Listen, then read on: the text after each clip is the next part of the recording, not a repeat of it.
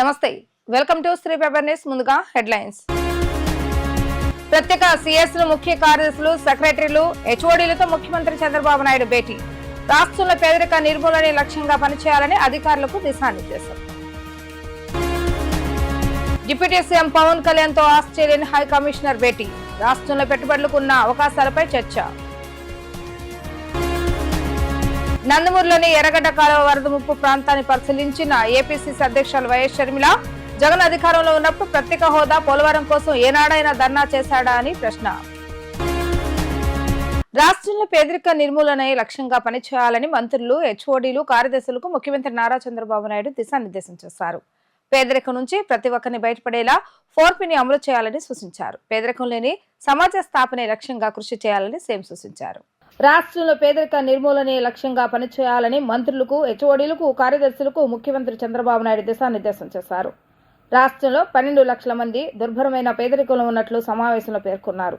పేదరికం నుంచి ప్రతి ఒక్కరిని బయటపడేలా 4Pని అమలు చేయాలని సూచించారు. కేంద్ర ప్రభుత్వ పథకాల నుంచి నిధులు రాబట్టే అంశాలపై సచివాలయంలోని 5వ బ్లాక్లో మంత్రులు, కార్యదర్శులు, హెచ్ఓడీలతో ఆయన సమావేశం అయ్యారు. ప్రభుత్వ సమీక్షలన్నీ నిర్దేశిత సమయంలోగానే పూర్తి అయ్యేలా చూడాలని స్పష్టం చేశారు. ప్రభుత్వ కార్యక్రమాల అమలుకు వినూత్న ఆలోచనలు చేయాలని ఆదేశించారు. ప్రస్తుతం రాష్ట్రం ఎదుర్కొంటున్న ఇబ్బందులను దృష్టిలో పెట్టుకుని పరిపాలనపై దృష్టి పెట్టాలన్న చంద్రబాబు నాయుడు, కేంద్రం నుంచి వచ్చే ఏ ఒక్క రూపాయిని వదలకుండా పూర్తి స్థాయిలో కేంద్ర పథకాలను అధ్యయనం చేయాలని వెల్లడించారు. మోసధోరణిలో కాకుండా వినూత్నంగా ఆలోచన చేయాలని అన్నారు. పరిపాలనలో భాగంగా అధికారులకు తన వైపు నుంచి 100% మద్దతు ఉంటుందని సీఎం స్పష్టం చేశారు. అధికారులకు వీలైనంత వరకు హ్యాండ్ హోల్డింగ్ అందిస్తామని తెలిపారు. అధికారులు ఎవరైనా విధుల్లో నిర్లక్ష్యం వహిస్తే తాను కఠినంగా ఉంటానని వెల్లడించారు. పేదరికం లేని సమాజ స్థాపనే తమ లక్ష్యంగా పనిచేయాలని సూచించారు. గంటల తరబడి సమీక్షలకు తాను స్వస్తి పలకనున్న సీఎం అధికారులను కూడా రిజల్ట్ ఓరియంటెడ్ పద్ధతిలో సమీక్ష చేపట్టాలని సూచించారు. పెట్టుబడిదారులను రాష్ట్రానికి రప్పించేందుకు ఉన్న అవకాశాలపై కూటమి ప్రభుత్వం కసరత్తు చేస్తుంది. ఈ క్రమంలోనే డిప్యూటీ సీఎం పవన్ కళ్యాణ్ తో ఆస్ట్రేలియన్ హై కమిషనర్ భేటీ అయ్యారు. ఈ సందర్భంగా రాష్ట్రంలో పెట్టుబడులకు ఉన్న అవకాశాలపై చర్చించారు. డిప్యూటీ సీఎం పవన్ కళ్యాణ్ తోనూ ఆస్ట్రేలియా హై కమిషనర్ భేటీ అయింది. మంగళగిరి పవన్ కళ్యాణ్ నివాసంలో మర్యాదపూర్వకంగా భేటీ అయ్యారు. ఈ సందర్భంగా పిలుపుగిరిని పవన్ కళ్యాణ్ సత్కరించి కూరగాయలతో కూడిన బొకేను అందజేశారు. ఈ సందర్భంగా రాష్ట్రంలో పెట్టుబడులకు ఉన్న అవకాశాలపై చర్చించారు. రాష్ట్రం నుంచి ఉన్నత విద్యకు ఆస్ట్రేలియా వెళ్లే విద్యార్థుల సంఖ్య పెరుగుతుందని, ఆ దేశంలో ఉన్న విద్యా అవకాశాలు, విద్యా సంస్థల వివరాలను తెలియజేసేందుకు తగిన గైడెన్స్ అందజేయాలని ఈ చర్చలో పవన్ కళ్యాణ్ ప్రస్తావించారు. అందుకు ఆస్ట్రేలియా హై కమిషనర్ సానుకూలంగా స్పందించింది.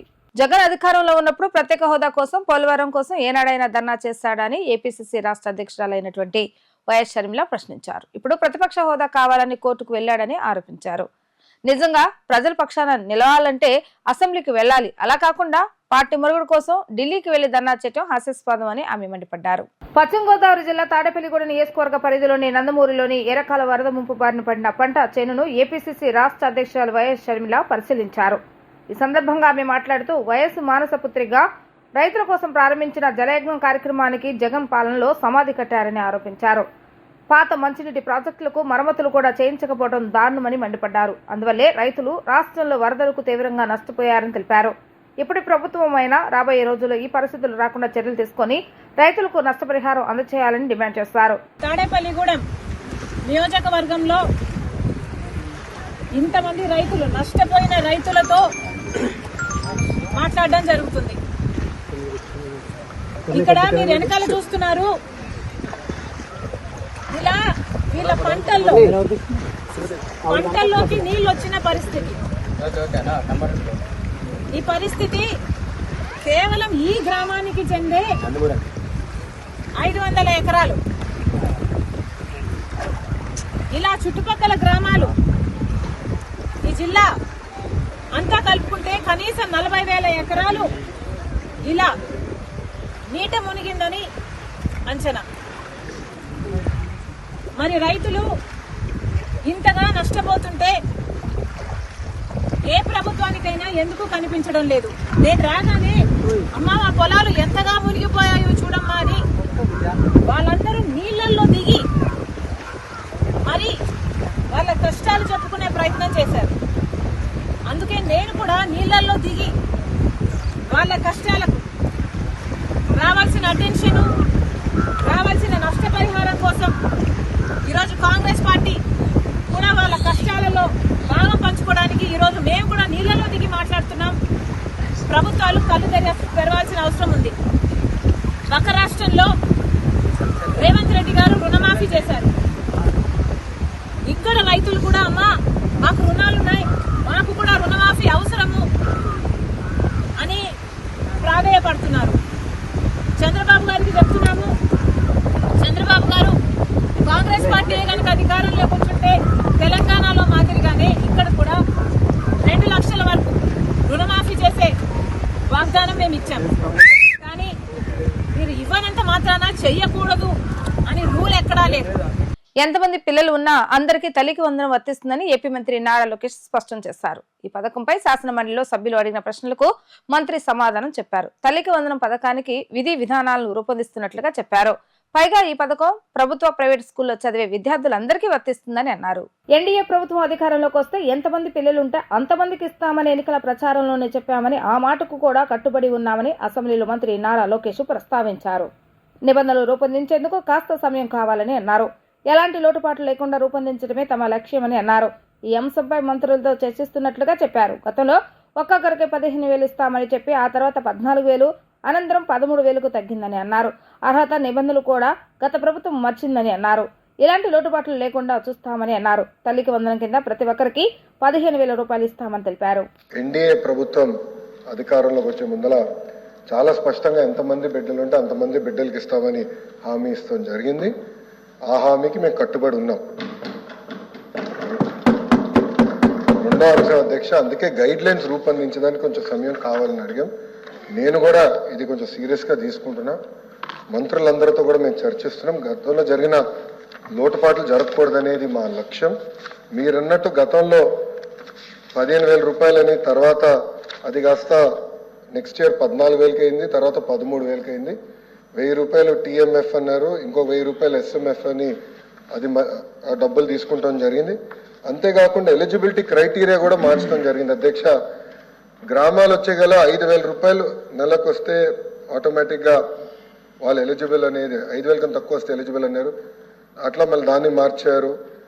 భూమి కూడా అది కూడా మార్చారు. దాని తర్వాత ఎలక్ట్రిసిటీ కన్జంప్షన్ విషయంలో కూడా కొన్ని నుసుకలు జరిగినాయి. ఇంతేకాకుండా పాదయాత్రలో కూడా నేను అనేక మందిని కలిసినప్పుడు వాళ్ళు చాలా స్పష్టంగా, మేము ఇప్పుడు అప్పు చేసి ఒక 4-వీలర్ 4th హ్యాండ్ బండి కొన్నాం అంటే 30,000 రూపాయలు 40,000 రూపాయలు పెట్టి ఒక స్కార్పియో కొనుక్కున్నాం. ఇమీడియట్గా తీసుకున్న వెంటనే మా తెల్ల కార్డు పోయింది, దానివల్ల మాకు రావాల్సిన సంక్షేమ కార్యక్రమాలన్నీ పోయినాయని వాళ్ళు నాకు చెప్తాం కూడా జరిగింది. ఇది కూడా మేము డిస్కస్ చేస్తున్నాం. ఎందుకంటే గ్రామ సచివాలయ, వార్డు సచివాలయాలు స్వామి గారి కింద ఉంది, మళ్ళీ ఆర్టీజీ నా కింద ఉంది. మీ ఇద్దరం కూర్చుని డేటాని కూడా ప్యూరిఫై చేయాలి, పకడ్బందీగా ఇది అమలు చేయాలనేది లక్ష్యంతో మేము చేస్తున్నాం అధ్యక్ష. మీకు ఎలాంటి సందేహంలా అవసరం లేదు. అర్హులు ఎంతమంది ఉన్నా ఇవ్వాలనేదే ఎన్డీఏ ప్రభుత్వం లక్ష్యం. అది మేము సాధిస్తాం. రెండోది, ఇది బోత్ ప్రభుత్వం ప్రైవేట్ పాఠశాలలకు వెళ్ళే విద్యార్థులకి వర్తిస్తుంది. ఇంకో పక్కన పెద్దలు అన్నట్టు అధ్యక్ష, 2019 నుంచి 24తో పోల్చితే ప్రభుత్వ పాఠశాలలో సుమారుగా 72,000 మంది విద్యార్థులు తగ్గారు అధ్యక్ష. ఇది కూడా మేము చర్చిస్తున్నాం. ఎందుకంటే నాడు నేడు కార్యక్రమం ద్వారా వేలాది కోట్ల రూపాయలు ఖర్చు పెట్టిన విషయం వాస్తవం. కానీ ఎందుకు విద్యార్థులు తగ్గారు? రాష్ట్రంలో ఎప్పుడూ లేని విధంగా టీడీఆర్ బాండ్ల జారీలో పెద్ద స్కామ్ జరిగిందని మున్సిపల్ పట్టణాభివృద్ధి శాఖ మంత్రి పొంగునూరు నారాయణ అన్నారు. బాండ్లలో అక్రమాలు చూస్తే ఇలాంటి స్కాములు కూడా చేస్తారా అనిపించిందని అన్నారు.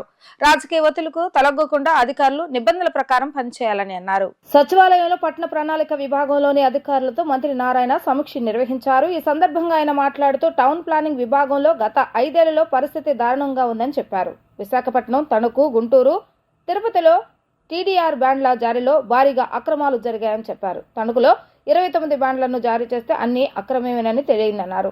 ఈ అక్రమాలపై వేసిన అధికారుల కమిటీ ప్రాథమిక నివేదిక అందిందని, దీనిపై పూర్తిస్థాయి అధ్యయనం చేస్తామని చెప్పారు. బాండ్ల జారీలో ఎకరాల ప్రకారం విలువ కట్టాల్సి ఉన్నప్పటికీ చదరపు గజాల ప్రకారం భూమి విలువ కట్టి అక్రమాలకు పాల్పడ్డారని చెప్పారు. ఒక చదరపు గజానికి 4,500 ఉండగా 22,000గా లెక్క కట్టినట్లుగా చెప్పారని అన్నారు. 1,200 ఇవ్వడానికి బదులుగా 1,400 ఇచ్చారని అన్నారు. స్థలం కొల్పుతున్న సమయంలో ధర కంటే ఎప్పుడో 1.40 కిలోమీటర్ల దూరంలో భూమి విలువను పరిగణలోకి తీసుకొని బాండ్లు జారీ చేయడం పెద్ద స్కామ్ అని అన్నారు.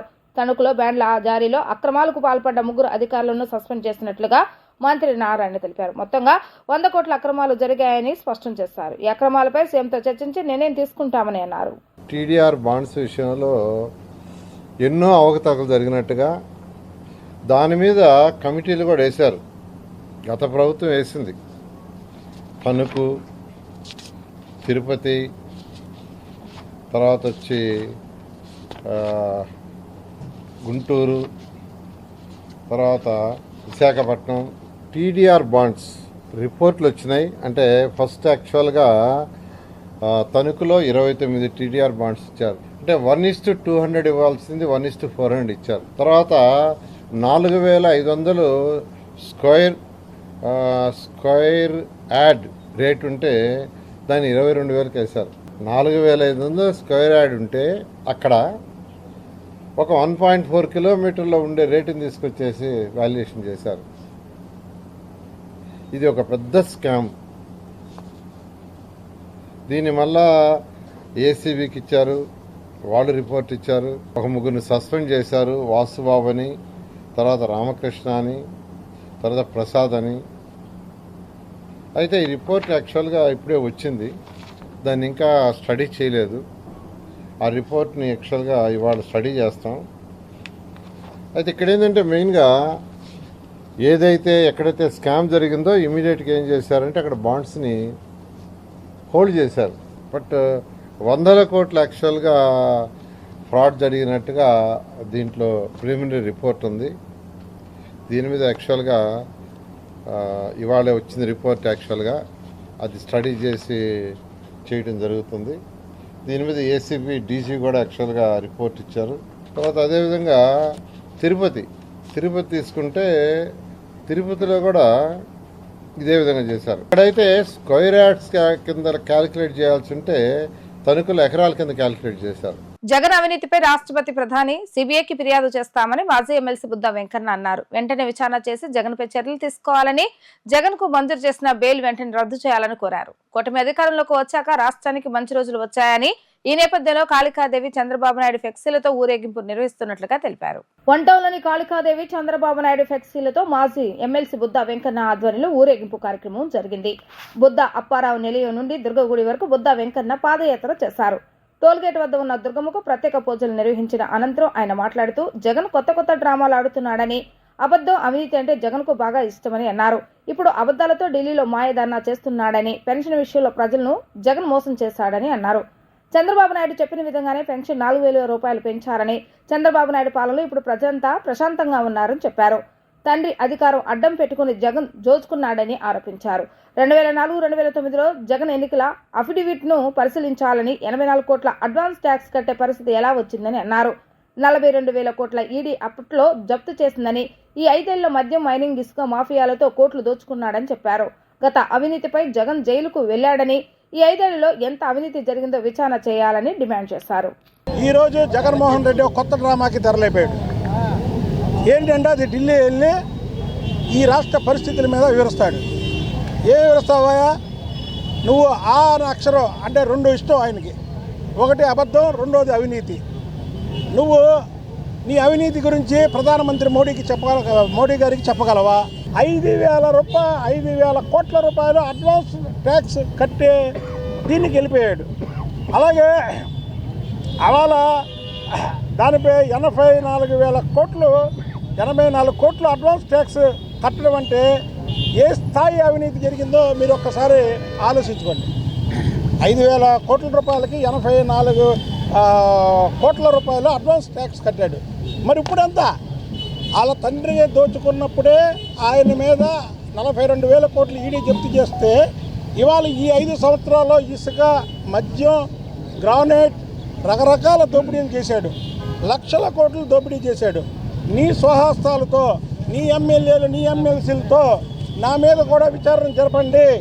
నేను నిజాయితీగా ఇక్కడ ఈ రాష్ట్రం మీద ఏమైనా ఫిర్యాదు చేసే ముందు నువ్వు నిజాయితీగా ప్రధానమంత్రి గారికి, సిబిఐకి, అలాగే ఎవరైతే రాష్ట్రపతి గారు ఉన్నారో వాళ్ళకి నువ్వు స్వయంగా నీ స్వహస్తాలతో నేను పనిచేసినటువంటి 5 సంవత్సరాల ముఖ్యమంత్రి కాలంలో నా మీద సిబిఐ విచారణ జరపమని నువ్వు కోరే దమ్ము నీకుందా? లేదు. కాబట్టి మేము ప్రధానమంత్రి గారికి, రాష్ట్రపతి గారికి, సిబిఐకి విన్నవించుకునేది ఏంటంటే, గత 42,000 కోట్లు దోచుకున్నాడు. దాని మీద సిబిఐ ఎంక్వైరీ చేసింది. 16 నెలలు జైల్లో ఉన్నాడు.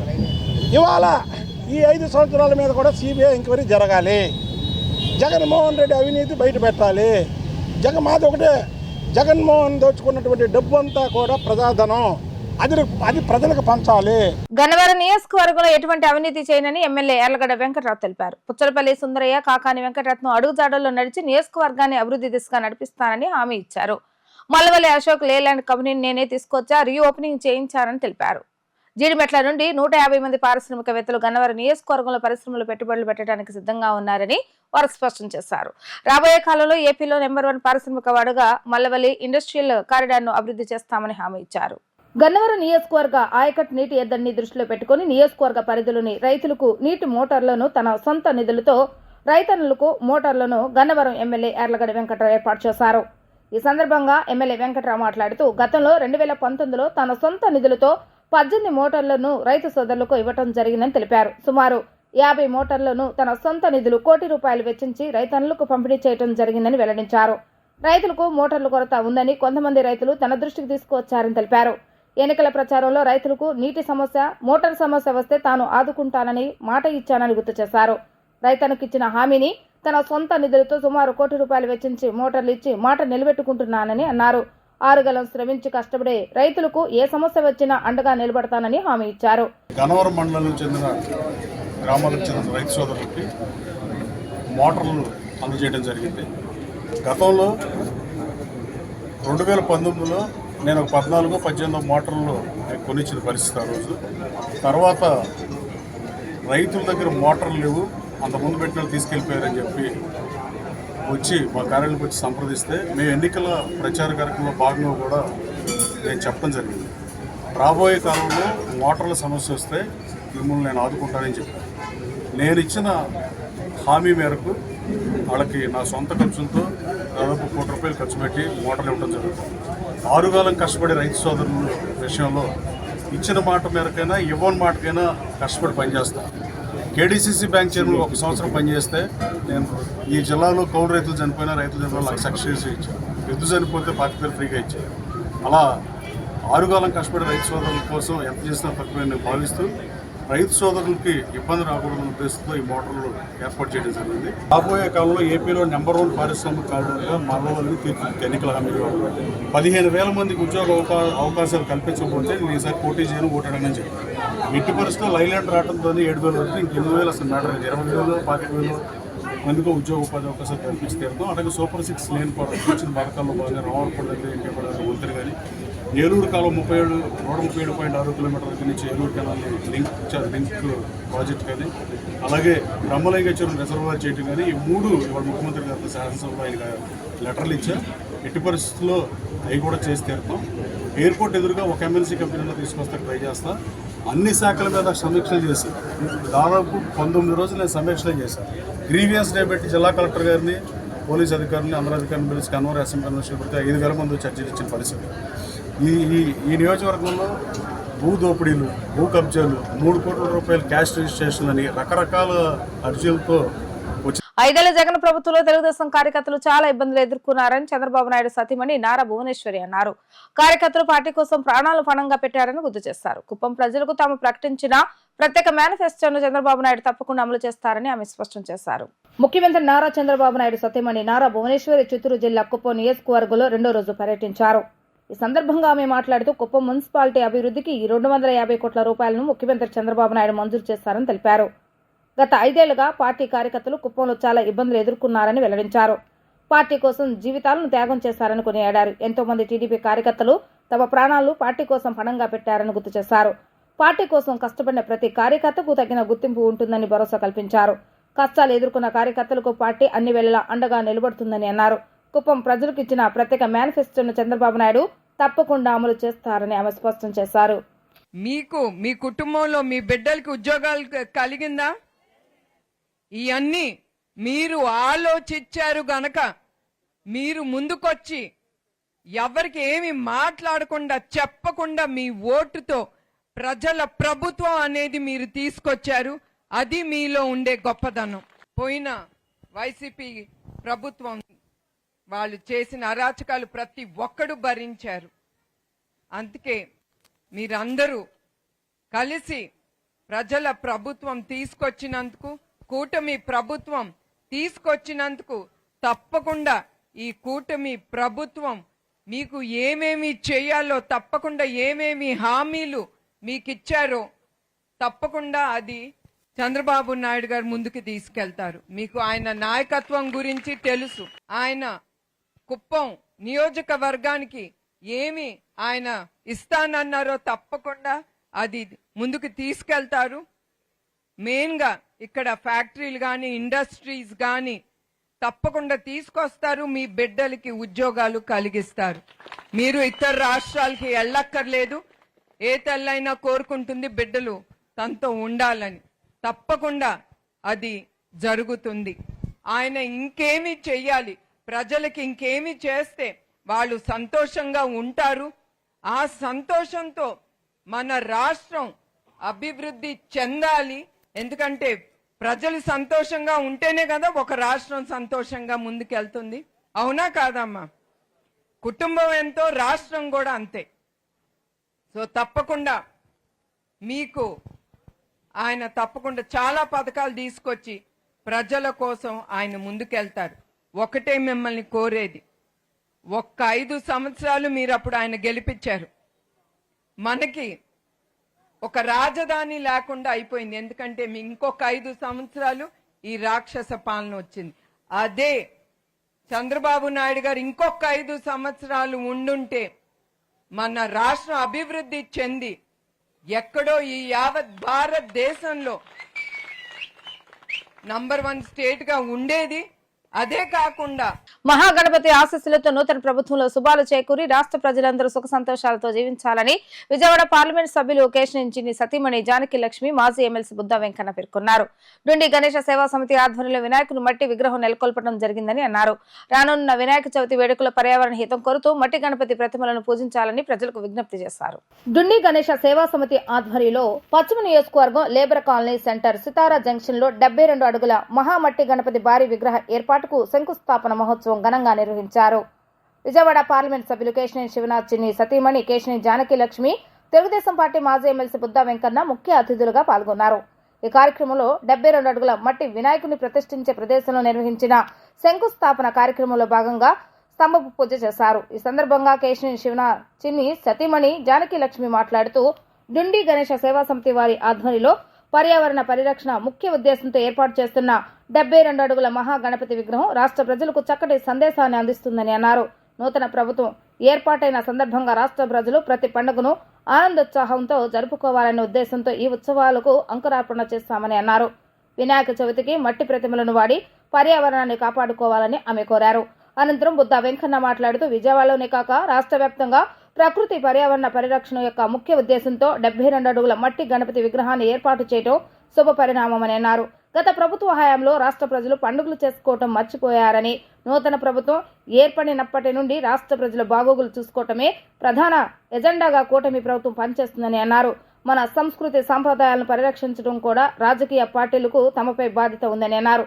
రాష్ట్రంలోనే ప్రతిష్టాత్మకంగా నిర్వహించే డుండి గణేష సేవా సమితి వినాయక ఉత్సవాలు విజయవాడ పశ్చిమ నియోజకవర్గంలో జరగడం అదృష్టంగా భావిస్తున్నామని అన్నారు. అనంతరం డుండి గణేష సేవా సమితి వ్యవస్థాపక అధ్యక్షులు, తెలుగుదేశం పార్టీ వాణిజ్య విభాగం రాష్ట్ర అధ్యక్షులు డుండి రాకేష్, టీడీపీ వాణిజ్య విభాగ మాజీ అధ్యక్షులు ముక్తేశ్వరరావు మాట్లాడుతూ ఆంధ్రప్రదేశ్ రాష్ట్రంలోనే అత్యధిక ప్రతిష్టాత్మకంగా గతంలో నిర్వహించిన డుండి గణేష సేవా సమితి భారీ మట్టి గణపతి విగ్రహ ఉత్సవాలు కార్యక్రమాలు ఈ ఏడాది ప్రతిష్టాత్మకంగా నిర్వహించడానికి అన్ని ఏర్పాట్లు ప్రభుత్వ సహకారంతో చేస్తున్నట్లుగా తెలిపారు. గతంలో కూడా ఈ ఉత్సవాలు నిర్వహించామని గుర్తు చేశారు. ముఖ్యమంత్రి చంద్రబాబు నాయుడు తాము చేస్తున్న ఉత్సవాల్లో పాల్గొంటారని తెలిపారు. మేము ఏదైతే డుండి గణేష్ని 2015లో ఒక మంచి సంకల్పంతో స్థాపించామో ఆ రోజు మట్టి వినాయకుల్ని పూజించాలి, పర్యావరణాన్ని రక్షించాలనే కాన్సెప్ట్తో మేము స్టార్ట్ చేయడం జరిగింది. కాకపోతే ప్రభుత్వం మారిన తర్వాత మాకు సరైన సహకారం లేక ఎక్కడ పని అక్కడ కుంటుపడిపోవడం జరిగింది. మళ్ళీ గవర్నమెంట్ మార్గంతో మనకి ఏదైతే మనం అనుకున్నామో ఆ కార్యక్రమాన్ని మళ్ళీ ముందుకు తీసుకెళ్ళాలి. ప్రతి ఒక్కళ్ళు రాష్ట్రంలో మాతో పాటు ప్రతి ఒక్కళ్ళు కూడా మట్టి వినాయకుడిని పూజించాలనే ఒక ఉద్భాతంతో మేము ఈ ప్రారంభించడం జరిగింది. ఈ 72 అడుగుల వినాయకుడిని కూడా ఎవరికి ఏవి ఇబ్బంది లేకుండా ఉన్నది ఇక్కడే ఉన్నట్టు నిమజ్జనం చేయడంతో పాటు ఆ మట్టిని అందరికీ ప్రసాదంలాగా అందరికీ పంచి అందరి ఇంట్లో కూడా పూల మొక్కల్లో వేసుకొని తులసి మొక్కలు పెంచుకోవాలని చెప్పి మేము అందరినీ కోరుకుంటున్నాము. పర్యావరణాన్ని రక్షించాలని చెప్పి ప్రతి ఒక్కరు కూడా మట్టి వినాయకుడిని వాడాలని చెప్పి ఈ సందర్భంగా తెలియజేస్తూ రేపు మేము వినాయక చవితికి కూడా అందరికీ మట్టి వినాయకుల్ని మళ్ళీ అందరికీ వినాయకుల్ని పంచుతాము. అలాగే అందరూ కూడా ఈ పర్యావరణాన్ని పాటించాలని చెప్పి కోరుకుంటూ అందరూ కూడా మట్టి వినాయకుల్ని పెట్టాలని చెప్పి మేము ఈ సందర్భంగా తెలియజేస్తాం. లోకల్ నాయకులు సపోర్ట్ కాగితం లేనిది బొమ్మ పెట్టుకోలేని పరిస్థితి ఏర్పడింది. ఆ కోణంలో ఆ రోజు వినాయక చవితి ఉత్సవాల్ని ఆపేయటం జరిగింది. మరి ఈరోజు మళ్ళీ ప్రభుత్వం, తెలుగుదేశం పార్టీ ప్రభుత్వం వచ్చిన తర్వాత హిందూ సనాతన ధర్మం ప్రకారం ఎలా అయితే వినాయకుడిని తయారు చేసి ప్రతిష్ఠించి 9 రోజులు 11 రోజులు కూడా నవాభిషేకాలు, అదేవిధంగా హోమాలు, జపాలు, కళ్యాణాలు అన్నీ కూడా చేసి లక్షలాది మంది జనంతో ఇక్కడ పూజలకి ఏర్పాటు చేస్తూ ఉన్నాం. మేమందరం కూడా మళ్ళీ కమిటీ సభ్యులందరం కూడా ప్రభుత్వం వారికి ఒక అర్జీ పెడితే వితిన్ డేస్లో ఇమ్మీడియట్గా ఈ గ్రౌండ్ని, ప్రభుత్వ గ్రౌండ్ని విత్ పర్మిషన్ మనకి ఇచ్చి ఎటువంటి ఆటంకాలు రాకుండా చేయండి అని మనకి ఇవ్వటం జరిగింది. వారికి ఇమ్మీడియట్గా రసీదు కట్టి మనం పర్మిషన్ తీసుకోవడం జరిగింది. మరి అదేవిధంగా కమిటీ సభ్యులందరం కూడా ఆలోచించుకొని 72 అడుగుల్లో ఆగింది కాబట్టి మళ్ళీ 72 అడుగుల మట్టి వినాయకుడిని ఏర్పాటు చేయాలని, అమరావతి నిర్మాణం సక్రమంగా సాగాలని దేవుడికి దండం పెట్టుకొని ఈరోజు భూమి పూజ చేసి కార్యక్రమం మొదలుపెట్టడం జరిగింది. ఈ కార్యక్రమానికి అందరూ కూడా సహకరిస్తారని, మొదటి పూజ ముఖ్యమంత్రిగా నారా చంద్రబాబు నాయుడు గారిని, ఉప ముఖ్యమంత్రిగా పవన్ కళ్యాణ్ గారిని ఆహ్వానిస్తూ ఉన్నాం. వారి ఆహ్వానం కూడా మా ఆహ్వానాన్ని మన్నించి పర్యావరణ పరిరక్షణ కొరకు ఇక్కడ 72 అడుగుల వినాయకుడిని పెట్టడం జరిగిందండి.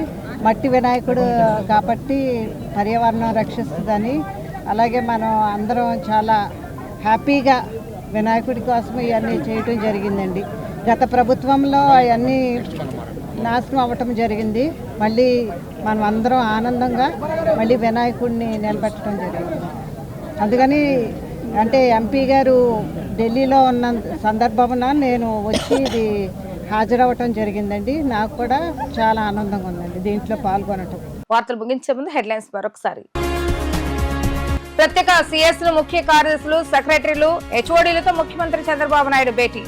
రాష్ట్రంలో పేదరిక నిర్మూలనే లక్ష్యంగా పనిచేయాలని అధికారులకు దిశానిర్దేశం.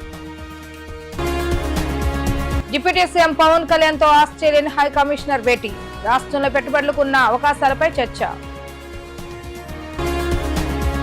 నందమూరులోని ఎర్రగడ్డ కాలువ వరద ముప్పు ప్రాంతాన్ని పరిశీలించిన ఏపీసీసీ అధ్యక్షులు వైఎస్ షర్మిల. జగన్ అధికారంలో ఉన్నప్పుడు ప్రత్యేక హోదా, పోలవరం కోసం ఏనాడైనా ధర్నా చేశాడా అని ప్రశ్న. ఇవి రోజు వార్తా విశేషాలు. మరలా 3 ప్రసారం వార్తలు మళ్ళీ కలుద్దాం. అంతవరకు సెలవు, నమస్కారం.